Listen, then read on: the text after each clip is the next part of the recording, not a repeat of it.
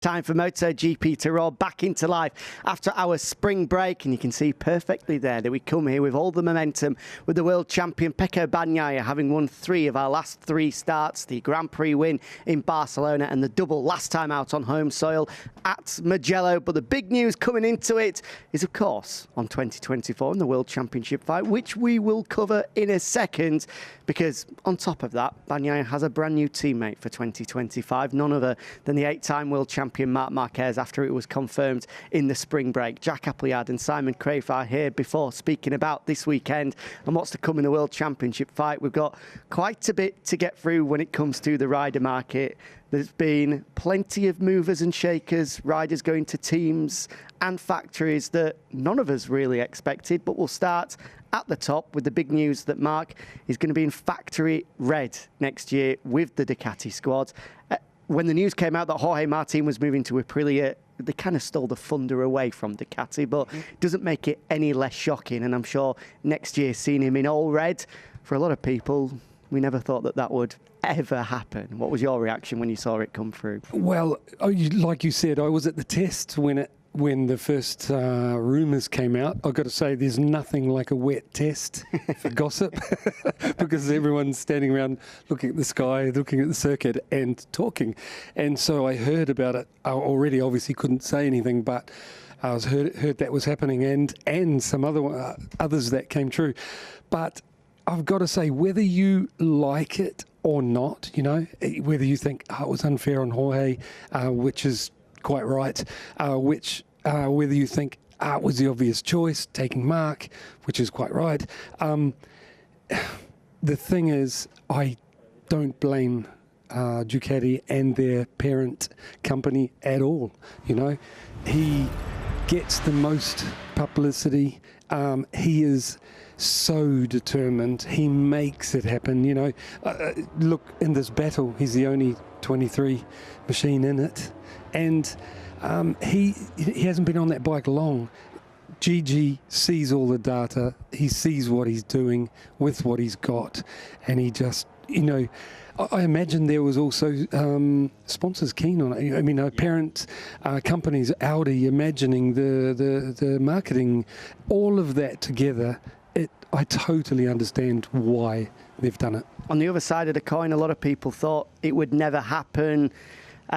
To try and keep the camaraderie, the feeling within the Ducati squad as it is at the moment. It's obvious that the relationship between Pecco and Marc isn't a particularly good one. They've already clashed 2 times this year at Portimao, then again at Jerez, for obvious reasons. It goes back a long way, the history between Marc and Pecco Bagnaia, or more so his boss Valentino Rossi. Can you see there being real trouble for Ducati to try and keep the camaraderie and the chemistry within that camp together? It's not going to be easy. There's no doubt. The very best riders are not the very best teammates, you know, through history. And I don't think Marc's going to be any easier. You know, he wants to crush his opposition, you know. I mean, you only have to remember back, my time it was McDowan, same. It would have been a nightmare to be a teammate. He wants to smash you into the ground, you know. And it's part of the ingredients that makes him so awesome, you know, like meanings, and so successful. It's going to be tricky, you know, and I hope Ducati can manage it well enough to get the best of both of their riders. I believe they want to do that. A lot of people already speculating about the possibility, which I don't think it will come to this, but it is the biggest, you would have to say, rider pairing since arguably Valentino and Jorge Lorenzo came together in Yamaha. Yeah. We saw how that unfolded with the wall going up in the middle of the garage. Could it get to that point? Ducati are obviously hoping it isn't going to, but there obviously isn't a particularly strong relationship there. I don't think it's going to get to that. I think the way Ducati work and they expect their riders, I mean, Marc's experiencing it now. You know, Pecco knows how it works, and that is, it's open. The data is open. All work together for a common goal. Then it's down to you, the individual rider, to make the last difference. That doesn't mean it's going to be plain sailing in the garage, and I can pretty much put money on that it won't be easy in that garage. that, of course, was the first domino to fall. Then we had, firstly, we had the news breaking that Jorge Martin was going to Aprilia, but of course, he's taken that decision because the factory Ducati seat was taken. From hearing with Aleix Espargaro today, 5 hours they spent together on Sunday evening in Mugello when Jorge found out that it wasn't going to be him in the factory squad and alongside Pecco next year, with Aleix trying to convince him, Jorge asking him question after question. With the options that he had available, do you think Jorge's made the right choice there to go and lead Aprilia forward and fight for the World Championship there? Yes. Yeah, I think the Aprilia for some time has been good enough to win and win regularly, you know. And I think that what Aprilia have done and, you know, gone all in and tried to, and this is Piaggio Group agreeing to let Massimo Rivola get him, you know, spend the money. I imagine there's a rider budget and they've said, well, this is the budget for you two riders. Up to you, go make it happen. And it's also not leaving a lot for the other side of the garage. And I think that's why they've lost the other rider on the other side of the garage, you know. One, he wouldn't be captain, and two, imagine taking a pay hit as well. It'd hurt your pride, wouldn't it? So, but there's both sides of the story, but I totally understand Aprilia doing it. Now they're going to be in the position to properly fight every weekend because Jorge's arguably the fastest man out there, you know. If he's got his bike in the rough area working, he's unbelievably fast, isn't he? And he hits the ground running every weekend, and he fastest in FP1. He is such a big win for Aprilia, and they're going to do some winning. He's going to be joined in that Aprilia box next year by a man that he fought for the Moto3 World Championship, what was it, 4, 5, 6 years ago now, in Marco Bezzecchi, another rider who's decided to step away from Ducati to join the factory Aprilia squad. Enea Bastianini, the man that finished second in this race at Mugello last time out. He has also left for KTM as well, and the Tech 3 squad that will be rebranded to Orange next year. Almost a second factory squad, or that's at least what Pit Byra, the KTM Motorsport director, is saying that squad will be next year alongside Maverick Viñales, of course. In that, Ducati have put all their eggs in one basket. In the 31-year-old Marc Marquez, they've lost 26-year-old Jorge Martin, 26-year-old Enea Bastianini, and 25-year-old Marco Bezzecchi, riders that they all signed, all said were going to be the future of their project. In 6 months, Marc Marquez has come into Ducati and completely blown that apart. Is that, have they made the right choice there to opt and go all in on Marc, despite having nurtured and grown this young talent over the past 4 years? It's going to hurt if you are one of those young riders, you know, you're going to be disappointed, and it's pretty clear that that Jorge was, because he pretty much did what he needed to do to get the rides. But if you look on the other side, Ducati want to win the championship. They, like you said, it's the strongest pairing since, you know, a long time. Yeah. And they have the best chance to win it. They have the best machine at the moment. And really, when you think about it, you could say, oh, you know, you've upset some riders out there, you know. But when it comes to, you know, time to replace Marc, replace Pecco, whatever, if you have the best bike, you... Riders are easy to forget. Yeah, riders want to ride your machine, and then you can renegotiate. And if you look at it, it's a brutal world, you know, it is. Yeah. It's how it is. You're only as good as your last race. That is the saying, you know, about motorcycle racing.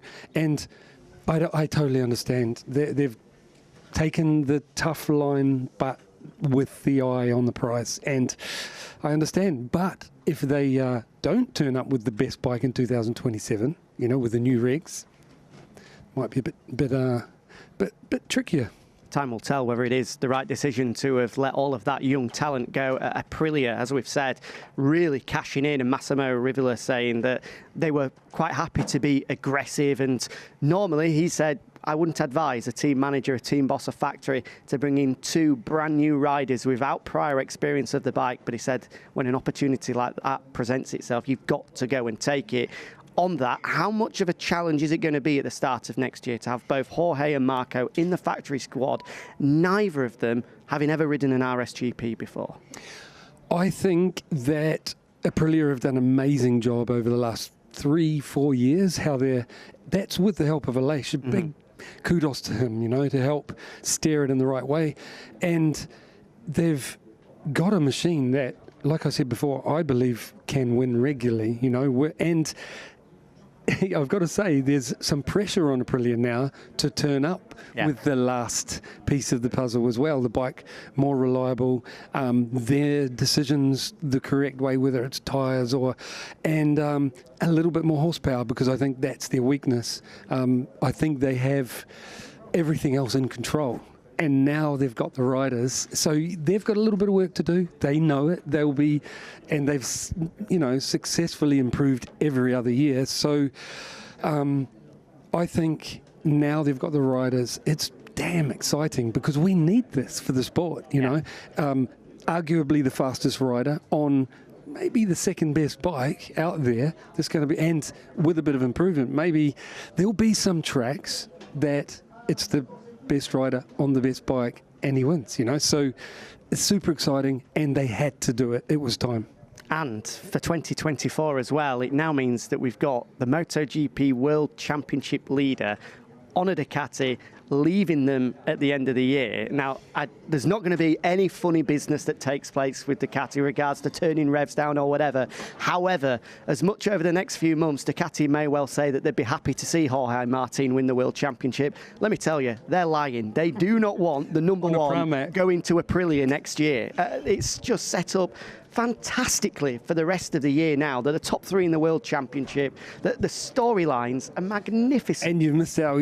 Jorge Martin wants to take, I haven't asked him, but he'll want to take that number one to Aprilia, won't I'm sure Massimo Rivola has said, if you do bring it, there's a nice check to do it as well, because I want the number one on my bike. Oh, this is a great story. Let's see what happens. In terms of the World Championship, of course, we come here with, as we've said, Martin leading away, but Pecco Bagnaia, the world champion, who has indeed just walked into the press conference room here in the Netherlands ahead of our first one, has really been on a charge of late. Won the last 3 starts, was really starting to find that momentum, starting to show why he is the number one, having had a tricky period before that. Did that break come at the completely wrong time for him? I don't think so. I mean, 3 weeks is long. I don't know about for you, but 2 weeks was fantastic. 3, I'm like waiting to get back, and I'm sure they were the same. I don't think the break will disturb his rhythm. He loves this place. He's gone well regularly here. I was pleased to see Pecco overcome, the Barcelona race, for example, because he did complain a lot on the first day about the lack of grip, and I thought, oh, come on, it's the same for everyone. You've got to hook in and fight. You've got a world championship to win, and like I said, everyone has to deal with the low grip. He came after the fall. I was like, then he came back and did the job in the main race. Fantastic. And then again, twice in Mugello. So yes, he's on a roll. I believe he can keep it rolling. And this weekend, who do you think his biggest challenges can be? When we look at the form book, Marco Bezzecchi has had good success around here before, but isn't maybe Marco's in his struggling best with moment. that bike. Yeah, Marco. That's one thing we've missed out is you choose Marco, and people will wonder why. But Marco last year, when he was comfortable on a machine, he did some amazing things. He ran away, with so little experience. India, for example, a place nobody had been to before, showed his class there. Unbelievable. And from further back because of qualifying. And anyway, he was wonderful repeatedly in the rain, in the dry. And I believe that special, talent, skill hasn't gone away. He's just struggling with this particular bike. Fix that. Aprilia will do everything they can to make him happy, and so I think he's a great choice, and marketing wise he's wonderful. Everyone in the paddock, and I think most of the public love him. Another contender for this weekend as we just wait for our final attendee in Jorge Martin.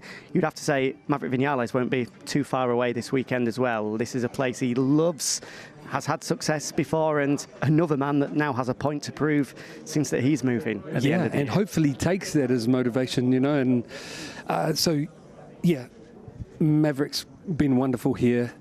So is Jorge Martin. I think we're going to have a good scrap, and we have had some really good ones here at Assen in the past.